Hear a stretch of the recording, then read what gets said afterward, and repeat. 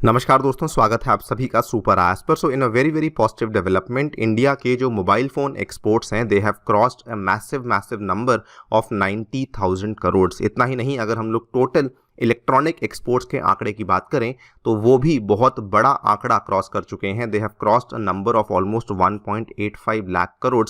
और इसका नतीजा बल्कि ये हुआ है कि इलेक्ट्रॉनिक्स के जो टोटल एक्सपोर्ट्स हैं उन्होंने टेक्सटाइल एक्सपोर्ट्स को पछाड़ दिया है। ये बड़ी बात इसलिए है because India traditionally textile exports का काफ़ी बड़ा एक्सपोर्टर माना गया है टेक्सटाइल आइटम्स का, लेकिन हमारे इलेक्ट्रॉनिक एक्सपोर्ट्स सडनली इतने बढ़ चुके हैं कि हमारे टेक्सटाइल एक्सपोर्ट्स भी अब पीछे छूट चुके हैं। आप लोग यहाँ पे देख पाएंगे smartphone shipments are changing India's export dynamics. Electronic sector exports at almost ₹1.85 lakh crore in financial year 22-23 which have also pipped the mainstay ready-made garments। तो इन्हीं आंकड़ों के बारे में बातचीत करेंगे कि एग्जैक्टली इसमें इतना ज़्यादा बढ़त देखने को क्यों मिला है, मोबाइल फोन्स का पर्टिकुलरली क्या योगदान है टोटल इलेक्ट्रॉनिक सेक्टर में, उसको भी समझने का प्रयास किया जाएगा। आइए शुरू करते हैं दोस्तों मेरे साथ। मेरा नाम है अनिरुद्ध। इस लेक्चर की पीडीएफ को आप लोग डाउनलोड कर सकते हैं यहाँ पर दिए गए टेलीग्राम चैनल के माध्यम से। ऑल्सो बताना चाहूँगा कि आपके लिए हम एक dedicated current affairs crash course लेकर आए हैं जिसमें कि पिछले 1 साल के सभी करंट अफेयर्स साथ में संबंधित स्टैटिक कंटेंट अवेलेबल करवाया जा रहा है।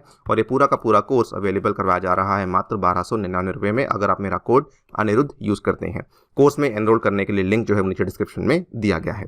ऑल राइट, सो जैसा कि मैंने आपको बताया कि टोटल जो हमारे एक्सपोर्ट्स हैं इलेक्ट्रॉनिक गुड्स के, they have overtaken the readymade garments, जो कि एक ट्रेडिशनल मेनस्टे माना जाता है इंडिया से। और इसमें बल्कि साफ साफ बताया जा रहा है कि ये मेजरली इसलिए हुआ है बिकॉज मोबाइल फ़ोन का जो एक्सपोर्ट्स है वो काफ़ी ज़्यादा बढ़ चुका है। डायरेक्टली अगर हम लोग डेटा की बात करते हैं तो कॉमर्स मिनिस्ट्री ने डेटा को रिलीज़ किया है जिसमें कि उन्होंने अनुमान लगाया है इलेक्ट्रॉनिक एक्सपोर्ट्स को लेकर। बताया जा रहा है कि आंकड़ा जो है वो लगभग 23.6 बिलियन डॉलर को क्रॉस कर चुका है। और अगर हम लोग टेक्सटाइल यानी कि रेडीमेड गारमेंट्स की बात करते हैं तो आंकड़ा 16.3 बिलियन डॉलर पे रुका हुआ है। और इसमें भी यार टेलिंग कि जो हमारा इलेक्ट्रॉनिक्स का एक्सपोर्ट है ये पिछले वित्तीय वर्ष में मात्र 15 बिलियन डॉलर के आसपास था, तो उसमें हमें 50% से भी ज़्यादा की बढ़त देखने को मिली है, तब जाकर के ये 23.6 बिलियन डॉलर को क्रॉस कर चुका है। वहीं पर जो रेडीमेड गारमेंट्स का एक्सपोर्ट था ये पिछले साल भी 16 बिलियन डॉलर्स के आसपास था और उसमें हमें मात्र 1% की ही जो है बढ़त देखने को मिली है। इनफैक्ट अगर हम लोग इसको एक लार्जर पिक्चर में समझें तो इंडिया के जो टोटल मर्चेंडाइज एक्सपोर्ट्स हैं वो FY 22-23 में 447 बिलियन डॉलर्स पे थे और FY 21-22 में जो टोटल हमारे एक्सपोर्ट्स थे वो 422 बिलियन डॉलर्स पे थे। तो डिफरेंस जो आया है वो 25 बिलियन डॉलर्स का डिफरेंस आया है।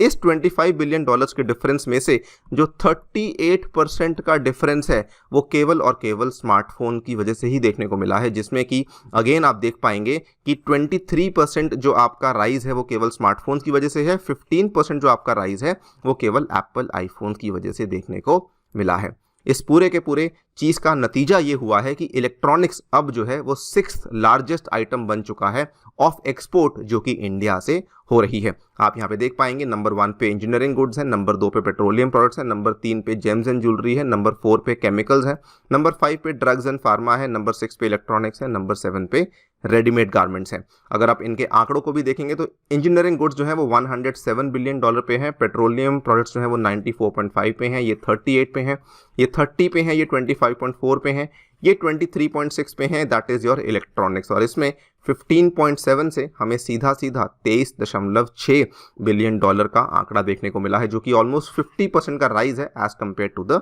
Previous year. रेडीमेड गारमेंट्स में वहीं आप एक्सपोर्ट देखते हैं तो केवल 1.3% का राइज है as compared to the previous year. अगर आप सोच रहे होंगे कि पेट्रोलियम में इतना बड़ा राइज देखने को क्यों मिला है, तो कहानी बड़ी सिंपल है, क्योंकि यूरोप की एनर्जी क्राइसिस के चलते यूरोप अब अपना बहुत सारा जो रिफाइंड प्रोडक्ट्स हैं वो इंडिया से इंपोर्ट कर रहा है, जिसकी वजह से हमारा यहाँ पर भी जो एक्सपोर्ट है वो काफ़ी ज़्यादा बढ़ चुका है। वहीं अगर ड्रग्स और फार्मा की बात करें, क्योंकि इंडिया को pharmaceutical factory of the world कहा जाता है, तो हम इलेक्ट्रॉनिक्स एक्सपोर्ट में इतना आगे बढ़ चुके हैं कि अब हम लोग ड्रग्स एंड फार्मा के बहुत ज़्यादा नज़दीक पहुंच चुके हैं। नाउ इसी को थोड़ा सा और अच्छे से समझने का प्रयास करें तो इलेक्ट्रॉनिक्स के क्षेत्र में जो मोबाइल फ़ोन के एक्सपोर्ट्स हैं इसमें माना जा रहा था कि शायद हम लोग 82,000 करोड़ के आंकड़े को क्रॉस करेंगे, लेकिन सरप्राइजिंगली हमने दोस्तों 90,000 करोड़ के आंकड़े को क्रॉस किया है। अगर हम लोग यूएस डॉलर्स में इस आंकड़े को देखें तो ऑलमोस्ट 11.12 बिलियन डॉलर्स का आंकड़ा देखने को मिला है, which ultimately converts to the massive figure of 90,000 crore. ये बड़ी बात इसलिए बन जाती है बिकॉज FY 21-22 में जो हमारे मोबाइल फोन के एक्सपोर्ट्स थे ये मात्र 45,000 करोड़ थे। तो सीधा सीधा हमें 2 गुना की बढ़त है जो कि केवल हमें मोबाइल फोन के एक्सपोर्ट्स में देखने को मिली है। इसमें भी जो बड़ा शेयर है वो एप्पल का है, 50% एक्सपोर्ट्स केवल एप्पल के फ़ोन्स कर रहे हैं, और सैमसंग का जो शेयर है वो 40% है, और जो बचे हुए प्लेयर्स हैं उनका 10% का शेयर देखने को मिल रहा है। कहाँ कहाँ पे एक्सपोर्ट हो रहा है तो आप देख सकते हैं UAE, USA, Netherlands, UK, Italy, इन सभी जगह पे हमें एक्सपोर्ट्स देखने को मिल रहे हैं। इनफैक्ट जो टोटल हमारे इलेक्ट्रॉनिक एक्सपोर्ट्स हैं जो कि 1.85 लाख करोड़ पे हैं, उसमें से अगर आप मोबाइल फ़ोन एक्सपोर्ट्स को देखेंगे जो कि 90,000 करोड़ पे हैं, तो 46% का जो योगदान है वो केवल और केवल मोबाइल फ़ोन के एक्सपोर्ट्स का ही हमें देखने को मिल रहा है। अच्छा, केवल एक्सपोर्ट्स नहीं, ओवरऑल मैन्युफैक्चरिंग में भी काफ़ी अच्छी बढ़त देखने को मिली है। 2014-15 में जो मैन्युफैक्चरिंग थी वो 5.8 करोड़ यूनिट्स की हुई थी, जिनकी वैल्यू 18,900 करोड़ थी मात्र। और अभी आप देखेंगे तो टोटल मैन्युफैक्चरिंग 31 करोड़ यूनिट्स की हुई है, जिनकी जो वैल्यूएशन है वो 2.75 लाख करोड़ की देखने को मिली है। ऑब्वियसली मैन्युफैक्चरिंग बढ़ती है तभी जाकर के एक्सपोर्ट्स बढ़ते हैं, तो मैन्युफैक्चरिंग भी अपने लाइफ टाइम हाई पर पहुंच चुकी है। इसका नतीजा बल्कि ये हुआ है कि क्योंकि अब सैमसंग और एप्पल जैसे बड़े बड़े प्लेयर्स इंडिया में आकर के अपने मैन्युफैक्चरिंग यूनिट्स को बना चुके हैं, इसी के चलते और कंपनीज भी हैं जो कि लाइन में लग रही हैं और इंडिया में आकर के अपनी मैन्युफैक्चरिंग को बढ़ावा देना चाहती हैं। धीरे धीरे बातचीत सबके साथ चल रही है और वो वाली कंपनीज भी अब इंडिया में अगर आ जाएंगी तो ओवरऑल वहाँ पे भी हमें काफ़ी फ़ायदा देखने को मिल सकता है। लेकिन डिस्पाइट ऑल ऑफ दिस, एक बड़ी प्रॉब्लम क्या है कि इंडिया अभी भी नेट इंपोर्टर है in this product category, because imports जो है वो अभी भी काफ़ी हाई हैं।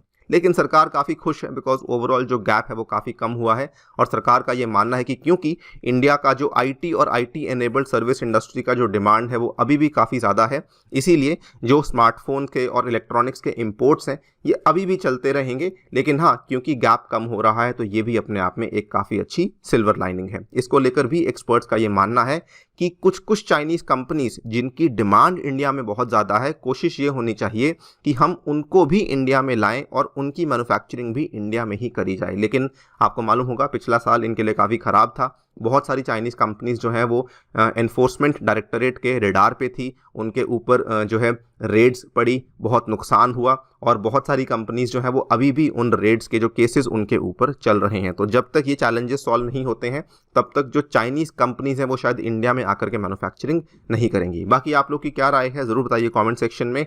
इसी के साथ आपसे लेता हूँ विदा। जाने से पहले एक बार फिर से बता दूँ, कोर्स में एनरोल नहीं किया है तो कर सकते हैं using the coupon code Anirudh, और ये आपको फाइनल प्राइस देखने को मिल जाएगा। Thank you so much for listening, stay tuned and stay safe.